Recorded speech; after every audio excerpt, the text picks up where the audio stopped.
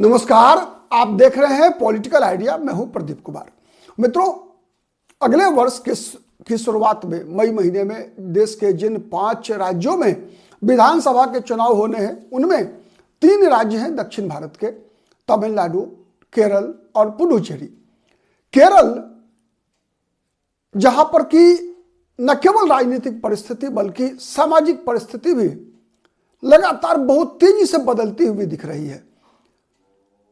सामाजिक परिस्थिति किस प्रकार से बदलती हुई दिख रही है तो उसका एक सर्वश्रेष्ठ उदाहरण अभी जस्ट खत्म हुए जो निकाय चुनाव हुआ है उसका जो परिणाम आया है उस परिणाम से परिलक्षित होता है। और ये लगातार लोकसभा चुनाव जब 2024 का समाप्त हुआ उसके बाद से ही लगातार केरल की राजनीतिक और सामाजिक परिस्थितियां बदलती जा रही है। और इस बदले हुए जो परिस्थिति है उसका सबसे बड़ा संकेत क्या निकल कर आ रहा है कि केरल की आबादी में 18% आबादी है केरल की जनसंख्या में ईसाइयों की, जो कि पूरे देश भर में जो ईसाई समुदाय के लोग हैं उनका 25% है। और ये ईसाई समाज जो कि लगातार आप कह सकते हैं कि यूडीएफ और विशेषकर कांग्रेस पार्टी का वोट बैंक रहा है केरल की राजनीति में। 24-25% लगभग मुसलमान वोटर और 18% क्रिश्चियन वोटर, ये लगभग आप कह सकते हैं कि कांग्रेस के साथ जाने का इतिहास रहा है। और यही सबसे बड़ा कारण था जब राहुल गांधी को 2019 के लोकसभा चुनाव में वायनाड से चुनाव लड़ने का भी फैसला करना पड़ा। वैसे राहुल गांधी 2024 में 2 लोकसभा सीट से चुनाव जीते, रायबरेली से और वायनाड से, लेकिन फिर बाद में वायनाड से उन्होंने इस्तीफा दे दिया और वहां से अभी वर्तमान में प्रियंका गांधी सांसद हैं। तो किस प्रकार से ईसाई राजनीति बदलती हुई दिख रही है केरल की राजनीति में, और केरल के ईसाई धराधर भारतीय जनता पार्टी में लगभग शामिल हो रहे हैं। और उसका 2 प्रमुख कारण है। सबसे पहले हम ये जानने का प्रयास करते हैं इस वीडियो में कि वो 2 कौन से कारण हैं जिन कारणों से केरल के ईसाई के पास बीजेपी के पास जाने के अलावे कोई दूसरा विकल्प उनके समक्ष नहीं दिख रहा है। अब ये बिखराव, ये बीजेपी में शामिल होने की जो गति है वो चुनाव आते आते कितना बरकरार रह पाती है, यह एक बड़ा विषय है। लेकिन जो कारण बनकर निकल कर आ रहे हैं उन कारणों के बारे में आज हम आपको इस वीडियो में बताते हैं। तो सबसे पहला कारण क्या है? पहला कारण है 2021 विधानसभा चुनाव का परिणाम। और उस परिणाम के कारण जो वहां की राजनीति केरल की बदली है उसका एक उदाहरण मैं आपको बताऊं। 2021 का जब विधानसभा चुनाव हुआ था तो कांग्रेस का जो गठबंधन है यूडीएफ, यूनाइटेड डेमोक्रेटिक फ्रंट, चूंकि आपको पता है केरल की राजनीति में आमने सामने की लड़ाई होती रही है। एलडीएफ जिसका नेतृत्व सीपीएम करती है और यूडीएफ जिसका नेतृत्व कांग्रेस पार्टी करती है। और यूडीएफ में दूसरे नंबर की पार्टी है Indian Union Muslim League, Indian Union IUML, Indian Union Muslim League. और आपको मैं बताऊं 1971 के चुनाव में इंडियन यूनियन मुस्लिम लीग के मुख्यमंत्री भी रह चुके हैं। ये एक केरल की राजनीति के बारे में शायद वर्तमान पीढ़ी को, जो आज का युवा पीढ़ी है, उसको शायद पता नहीं होगा कि केरल में इंडियन यूनियन मुस्लिम लीग का मुख्यमंत्री जो कोया, ये वहां के मुख्यमंत्री रह चुके हैं 1971 के चुनाव में।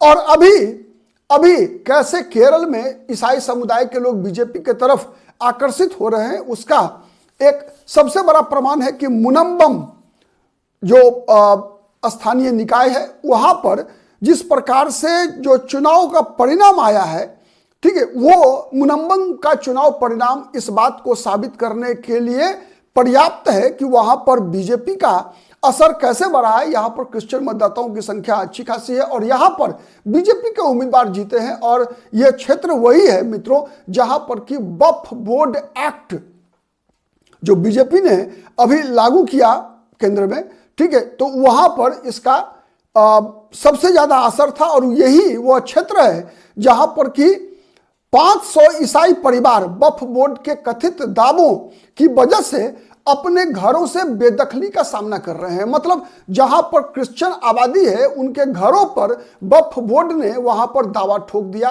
ठीक है, जो 2013 का जो कानून था वक्फ बोर्ड एक्ट, उसके तहत। तो इस कारण से यहां पर बीजेपी के उम्मीदवार का जीतना, चुनाव जीतना एक बहुत बड़ा संकेत है इस बात का। और दूसरा जो डर ईसाई समुदाय के बीच है कि जो पिछली बार जो चुनाव हुआ था उसमें देखेंगे आप तो यूडीएफ की तरफ से, चूंकि 140 विधानसभा सीट है केरल में, और इन 140 विधानसभा सीटों में गठबंधन के तहत 93 सीट पर, 93 सीट पर लड़ी थी कांग्रेस पार्टी के उम्मीदवार, और 25 सीट पर लड़ी थी मुस्लिम लीग के उम्मीदवार। IUML, Indian Union Muslim league के उम्मीदवार लड़े थे कितने सीट पर? 25 सीट पर, और 25 में जीते कितने? 15। 25 सीट पर लड़कर IUML के उम्मीदवार जीते कितने सीट पर? 15 सीट पर। मतलब उनका स्ट्राइक रेट कितना रहा? 60% का। लेकिन कांग्रेस पार्टी के उम्मीदवार लड़े 93 सीटों पर, 93, और उनके उम्मीदवार जीते कितने सीट पर? मात्र 22 सीट पर। मतलब 23.23.66% मात्र, मतलब आप अगर राउंड ऑफ करेंगे अगर, तो 24% स्ट्राइक रेट रहा कांग्रेस पार्टी का। वहीं पर इंडियन यूनियन मुस्लिम लीग का स्ट्राइक रेट रहा कितना? 60% का। अब उसका साइड इफेक्ट ये है, और ये परिणाम कब आया था मित्रों मैं बताऊं, जब 2019 और 2024 दोनों के लोकसभा चुनाव में वहां अधिकतर सीटों पर कांग्रेस पार्टी के उम्मीदवार चुनाव जीतने में कामयाब रहे थे। लेकिन विधानसभा चुनाव जब हुआ तो वहां पर कांग्रेस के उम्मीदवार चुनाव नहीं जीत सके। स्ट्राइक रेट मुस्लिम लीग का बेहतर रहा, कांग्रेस पार्टी का बहुत ही खराब रहा।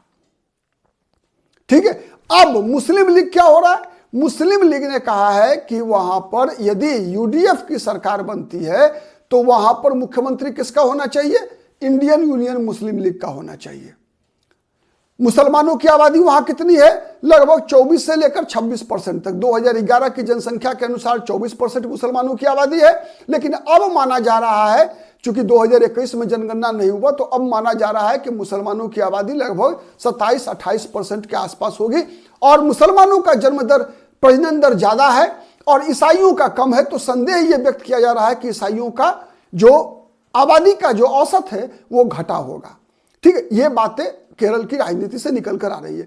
अब इसका साइड इफेक्ट क्या हुआ है कि मुसलमान चूंकि यूडीएफ के साथ है, एलडीएफ की इस बार सरकार में आने की संभावना नहीं है। एलडीएफ की चूंकि 10 वर्षों का एंटी इनकम्बेंसी विजन के खिलाफ केरल में है, और इस बात की पुष्टि अभी अभी संपन्न हुए स्थानीय निकाय चुनाव के परिणाम बता रहे हैं कि तिरुवनंतपुरम जैसे जो म्युनिसिपल कॉर्पोरेशन में भारतीय जनता पार्टी की जीत, और केरल के अन्य जगहों पर, अधिकतर जगहों पर कांग्रेस पार्टी के उम्मीदवारों की जीत इस बात का सबूत है कि एलडीएफ के खिलाफ वहां एंटी इनकम्बेंसी का माहौल है।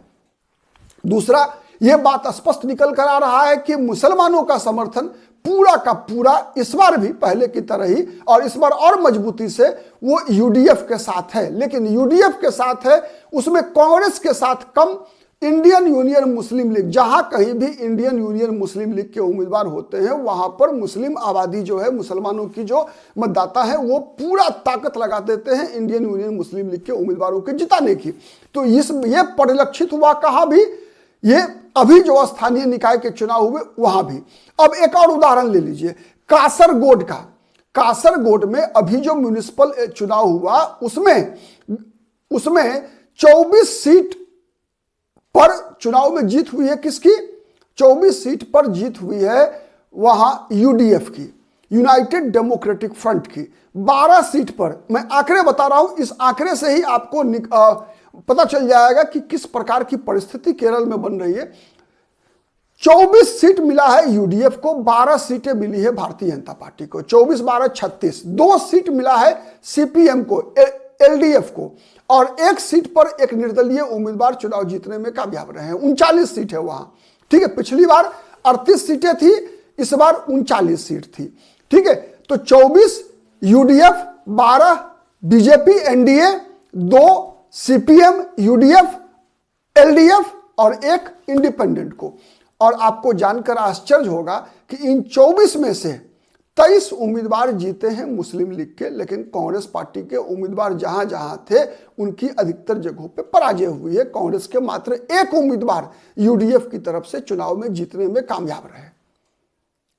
ठीक है, यह कासरगोड वही इलाका है जहां पर अभी एक साल पहले हुए लोकसभा चुनाव में कांग्रेस के उम्मीदवार ने सीपीएम के उम्मीदवार, कांग्रेस के उम्मीदवार थे यहां पर राजमोहन उन्नीथन ने 4,90,659 वोट लाकर सीपीएम के एमबी बालाकृष्णन को 1,649 वोटों से 1,649 वोट से हराया सीपीएम के उम्मीदवार को। बीजेपी के उम्मीदवार एमआई अश्विनी यहां तीसरे नंबर पर रहे, जिनको मिला 2,19,558 वोट। लेकिन जब म्युनिसिपल चुनाव होता है और म्युनिसिपल चुनाव में जहां कहीं भी इंडियन यूनियन मुस्लिम लीग के उम्मीदवार होते हैं वहां पर उनकी जीत बड़े मजे में होती है। ठीक है, लेकिन आप जहां कहीं भी कांग्रेस के उम्मीदवार होते हैं उनको संघर्ष करना पड़ता है स्थानीय निकाय के चुनाव में, विधानसभा चुनाव में। लेकिन लोकसभा चुनाव में, चूंकि लोकसभा चुनाव में राहुल गांधी ही एकमात्र विकल्प होते हैं नरेंद्र मोदी के सामने, इसीलिए वहां पर कांग्रेस को वोट देना उनकी मजबूरी बन जाती है। लेकिन विधानसभा चुनाव में मैंने जैसा आंकड़े बताए आपको पूरे केरल का कि कांग्रेस पार्टी लड़ती है 93 सीट पर, जीत पाती है मात्र 22 सीट, उनका स्ट्राइक रेट रहता है लगभग 24% का, और इंडियन यूनियन मुस्लिम लीग मात्र 25 सीट लड़कर 15 सीटों पर चुनाव जीतने में कामयाब होती है। इतना ही नहीं, केवल कांग्रेस ही नहीं बल्कि केरल कांग्रेस का भी 10 सीट लड़कर मात्र 2 सीट जीत पाती है, मतलब 20% का ही स्ट्राइक रेट होता है। तो ये आंकड़े इस बात की गवाही देते हैं, ठीक है, कि किस प्रकार से इंडियन यूनियन मुस्लिम लीग इस बार यदि अधिक संख्या में सीटें लड़ी और जीती, जो कि प्रत्यक्ष प्रमाण है, कासरगोड का प्रमाण है, केरल विधानसभा चुनाव का परिणाम है, लोकसभा चुनाव के आंकड़े हैं। इससे ये बातें साबित होती है कि केरल का मुसलमान और इंडियन यूनियन मुस्लिम लीग इस बार मुख्यमंत्री पद की दावेदारी कर रही है। तो एक मुख्यमंत्री पद पर दावेदारी इंडियन यूनियन मुस्लिम लीग का, और दूसरा वक्फ बोर्ड एक्ट का प्रभाव, तीसरा प्रभाव है वहां लव जिहाद का। लव जिहाद की शिकार न केवल वहां पर हिंदू लड़कियां बल्कि क्रिश्चियन समाज की लड़कियां भी लगातार हो रही है। ठीक है, तो इसी का परिणाम है कि लगातार वहां पर ईसाई समाज के लोग को लग रहा है कि अब इंडियन यूनियन मुस्लिम लीग के बढ़ते प्रभाव, वक्फ बोर्ड एक्ट के कारण उनकी जो दूरी बनी मुसलमानों के साथ ही लव जिहाद, लैंड जिहाद, इन सब चीजों से अगर वहां क्रिश्चियन समुदाय की इज्जत से लेकर उनकी संपत्ति की रक्षा, अगर राजनीतिक शक्ति की रक्षा अगर कोई कर सकता है तो केवल भारतीय जनता पार्टी कर सकती है। ये एक सबसे बड़ा कारण और उसका परिणाम निकल कर आ रहा है केरल की राजनीति से, जो कि स्पष्ट दृष्टिगोचर है। अब ये जो परिवर्तन है केरल की राजनीति में, इसका सत्ता के समीकरण पर कितना प्रभाव पड़ता है ये तो आने वाला मई महीना ही बताएगा, जब केरल विधानसभा चुनाव का परिणाम निकल कर आएगा। हाँ, ये बात तय है कि वहां पर ऐसी कोई परिस्थिति नहीं बन सकती है जिसमें भारतीय जनता पार्टी की सरकार बने, ये संभव नहीं है। वहां सरकार तो कांग्रेस की ही बनती हुई दिखेगी, लेकिन एक बात तय है कि वहां के ईसाई समाज के लोग अब कांग्रेस से अलग होकर एके एंटनी,